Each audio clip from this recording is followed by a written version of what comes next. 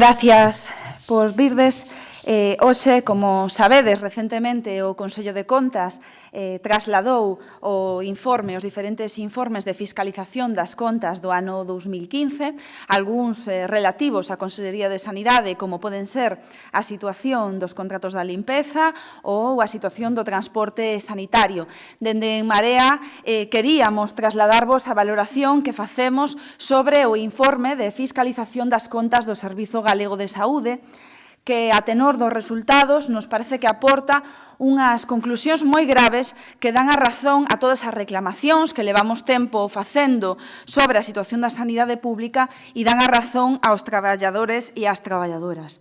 En primeiro lugar, e como introducción, podemos afirmar que se constata no informe do Consello de Contas o cambio de modelo sanitario no que a atención primaria e a saúde pública teñen cada vez máis peso no que é a propia sanidade. É dicir, a atención primaria volta a sufrir un recorte neste informe dun 5,8%, a saúde pública só representa xa un 1,7% e realmente evidencian un cambio claro de modelo sanitario. En segundo lugar, o aspecto que nos parecía moi relevante de cara ao que é a xestión e a planificación, un ano máis se reitera que a Xunta de Galicia fai caso omiso das recomendacións e das advertencias do Consello de Contas.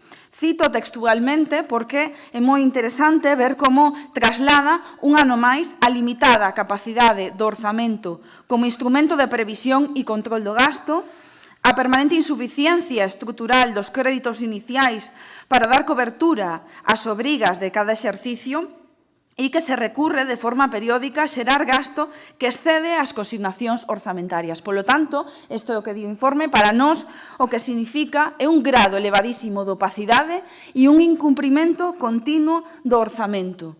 O orzamento que debatimos nesta Cámara cada ano é incumprido por parte da Xunta de Galicia que, ante a insuficiencia do orzamento en materia sanitaria, se ve obligado a ampliálo con diversas fórmulas que, ademais, o Consello de Contas denuncia non é unha praxe desexable. Cada ano advirten desta circunstancia, sin embargo, a Xunta de Galicia se nega a correxir esa opacidade e esa falta de cumprimento orzamentario que, xa decimos, nos parece moi grave que se siga mantendo este tipo de xestión. O propio Consello de Contas dá, en terceiro lugar, un dato que para En Marea é moi relevante e é o que significa o peso que ten a día de hoxe a sanidade privada que se pode caracterizar, segundo o propio Consello de Contas, como estrutural. O Consello, traslado literalmente, advírtese da natureza estrutural destas contratacións caracterizadas por unha continuidade no tempo, como se reflexa nos antecedentes dos primeiros concertos. Isto o que significa é que a Xunta de Galicia en materia sanitaria incumple a Lei Xeral de Sanidade, incumple tamén a Lei de Saúde de Galicia, que di que a sanidade privada ten que ter únicamente un carácter complementario. O propio Consello de Contas denuncia que a natureza destes contratos son estruturais e un ano máis se incrementa o gasto con respecto ao exercicio do ano anterior, gasto xa executado. Un 0,9% máis de gasto na privada paralelo ao recorte na pública.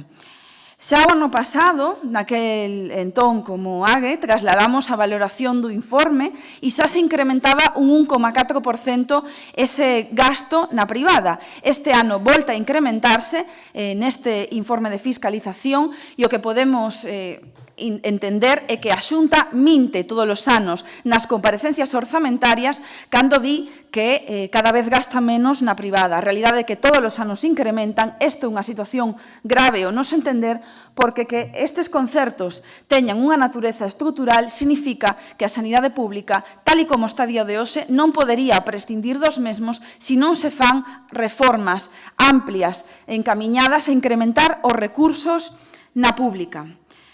Outro aspecto relevante, en cuarto lugar, é que se mantén a opacidade e a arbitrariedade con respecto ás fundacións públicas e ás empresas públicas. Un ano máis, a Xunta advirte de que existe limitada capacidade de coñecer as distintos criterios de financiación das diferentes entidades, como poden ser Galaria, o 061, o FEGAS, e que isto produce, cito textualmente, unha distorsión no orzamento do Sergas.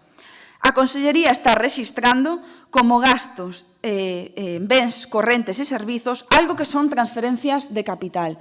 Un ano máis se denuncia esta mesma circunstancia e non pasa absolutamente nada. En Marea defende que estas entidades deben integrarse xa dunha vez por todas no Servizo Galego de Saúde e eliminar este niño de opacidade e este escurantismo por parte da Xunta de Galicia. En quinto lugar, e o que nos parece seguramente o máis relevante de todo o informe, é que en materia de persoal, o Consello de Contas dá razón ao persoal que ven denunciando ano tras ano a precariedade no Servizo Galego de Saúde e as centrais sindicais que veñen facendo o propio. O informe do Consello de Contas traslada un índice de temporalidade en atención primaria dun 23,8% e en especializada dun 34,5%. É dicir, un tercio do persoal da sanidade pública está en situación de temporalidade. Ese incremento da precariedade laboral se traslada, di o informe, nunha diminución interanual de 638 efectivos de persoal con praza en propiedade e un incremento dun 9,3% de eventuais e de 458 interinos. Esta situación nos entendemos que debe reflexarse de alguna maneira, algún método de corrección nos vindeiros orzamentos. E imos defender, dende logo, partidas necesarias para ofertas públicas de emprego que den de alguna maneira, máis estabilidade no emprego ao Servizo Galego de Saúde. Ten que haber medidas para evitar esa precariedade, esa temporalidade que denuncia o Consello de Contas. Consideramos que ante estes datos o Conselleiro de Sanidade debería comparecer e pedir disculpas por ese ninguneo que fixo durante todo este tempo as centrais sindicais e os traballadores e traballadoras que denunciaban a precariedade coa que están levando a cabo os seus empregos. A día de hoxe sabemos, ademais, o temos trasladado desa non cobertura de moitas das vacacións do persoal con praza propia. En xeral, nos parecían relevantes estes aspectos sen prejuízo de que hai algo relevante tamén. Hai un dato no informe que pode pasar como un dato menor, pero que para nós é importante. Hai un incremento do gasto en altos cargos dun 9,1% no Servizo Galego de Saúde. Isto tira por terra absolutamente a afirmación da Consellería de Sanidade de que a fusión das xerencias dos diferentes hospitais iba a servir para diminuir o gasto en altos cargos. Entre 2012 e 2015 se incrementou, repito, un 9,1%.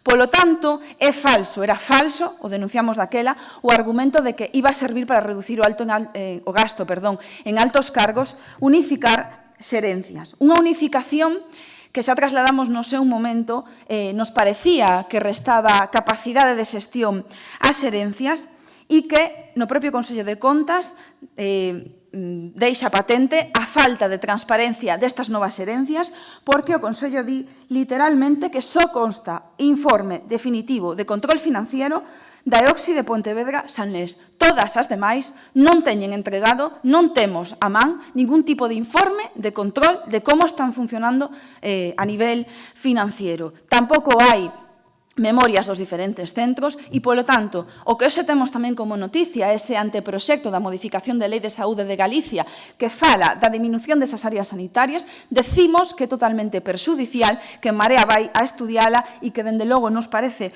un atropelo, dende logo, para a planificación sanitaria e para os dereitos da cidadanía en materia sanitaria. A falta de transparencia, ausencia de informes e, dende logo, o incremento dos altos cargos constatan que a Xunta mentía cando decía que iba a servir para reducir a burocracia na administración.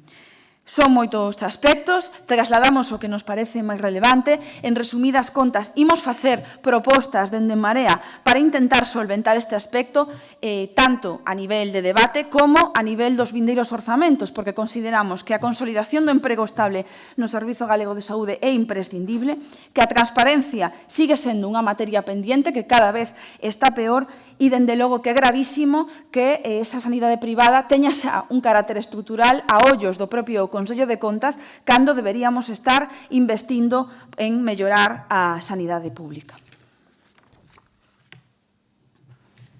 Sobre ese anteproxecto de lei, non sei se xa botastes unha ollada, o resto dos grupos da oposición tamén critica os cambios no mapa territorial, o tema dos consellos de saúde, non sei que nos podes dicir.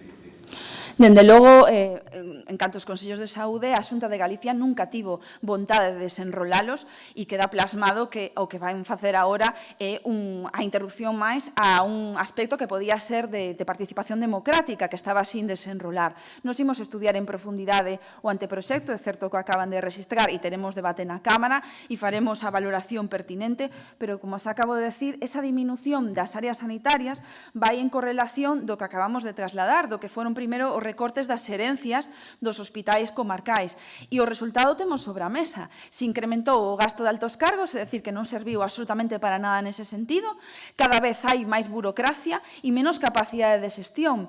Nas visitas que estamos facendo dende Marea aos hospitais comarcais, o que nos din é que o persoal cada vez teñen menos capacidade de xestión. É dicir, se hai un problema, dependen do hospital, entre comiñas, grande, é dicir, o Salnés de Pontevedra, Monforte de Lugo, e iso impide que existan recursos suficientes para os centros e que exista unha xestión máis axeitada. Nós somos contrarios a esa diminución das áreas sanitarias e xa nos temos tamén manifestado favorables a recuperar esas herencias tamén das diferentes áreas como estaban anteriormente, porque o propio Consello de Contas di, ni siquiera hai informes das distintas herencias sobre o que fixeron a nivel financiero estes anos. Tampouco temos ningún tipo de auditoría externa, o di o Consello de Contas, non temos absolutamente nada, polo tanto, que están facendo cada vez empequenecer máis o control do propio sistema público de saúde nun acto de opacidade. Cada vez é máis difícil acceder a datos fidedignos da situación da sanidade e iso, evidentemente, é unha mala noticia para a sanidade pública e, dende logo, para a democracia do país.